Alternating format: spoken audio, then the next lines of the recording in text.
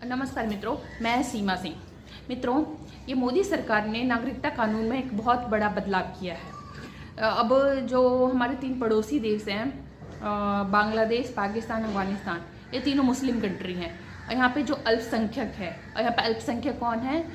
हिंदू, सिख, पारसी, जैन, बौद्ध, ईसाई, ये सारे यहाँ पे अल्पसंख्यक हैं। और यहाँ पे इन तीनों देशों में इन लोगों को प्रताड़ित किया जाता है। इन लोगों को बोला जाता है तुम इस्लाम कबूल करो।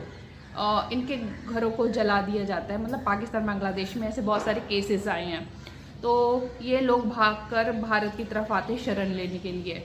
तो अब भारत सरकार ने नागरिकता कानून में ये बदलाव किया है कि अब इन लोगों को बिना, अगर पासपोर्ट नहीं भी होगा तो भी इनको भारत की नागरिकता मिल जाएगी। पर शर्त यह है कि यह 31 दिसंबर 2024 तक भारत में आए हों। तो ये जो शरणार्थी हैं, इन लोगों के लिए बहुत ही अच्छा कानून है। बेचारे प्रताड़ित रहते हैं, अब इनको कौन रखेगा? कहीं ना कहीं तो इनको शरण देना ही पड़ेगा, जिसके लिए मोदी सरकार और अमित शाह जी ने सोचा और भारत की नागरिकता कानून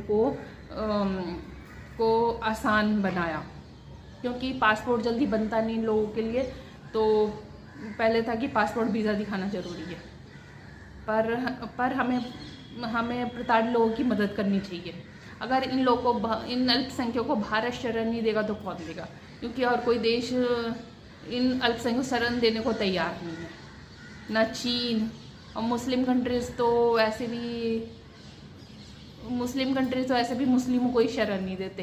तो ये इन हिंदू, जैन, बौद्ध और ईसाइयों को कहाँ से शरण देंगे? तो उनके लिए तो बस एक ही देश है, भारत।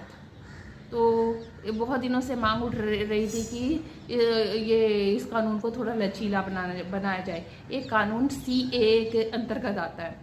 तो इस कानून का देश में बहुत विरोध हुआ था। ये 2019-20 में बहुत विरोध हुआ था। तो क्योंकि विपक्षी नेता भ्रमित कर रहे थे देश की जनता को कि इससे मुस्लिम का अधिकार छीन लिया जाएगा, ये हो जाएगा, वो हो जाएगा। ऐसा कुछ नहीं है। मुस्लिम सुरक्षित है। तो आपके क्या विचार है? क्या भारत सरकार ने इन लोगों को नागरिकता देकर अच्छा किया? जो 31 दिसंबर 2024 तक भारत में शरण लिए हुए हैं। पर विपक्षी पार्टियां मोदी सरकार पे गुस्सा हो रही है कि बोले भारत में ऐसे ही करोड़ों बेरोजगार है, तो बाहर के लोगों को नागरिकता देना जरूरी है। और जब बांग्लादेश से घुसी बैठियों की बात आती है, रोहिंग्या की, तब तो इनकी विचार बदल जाते हैं। ये तो बोलते हैं सब बांग्लादेश रोहिंग्या को, घुस बैठियों को नागरिकता दे दो।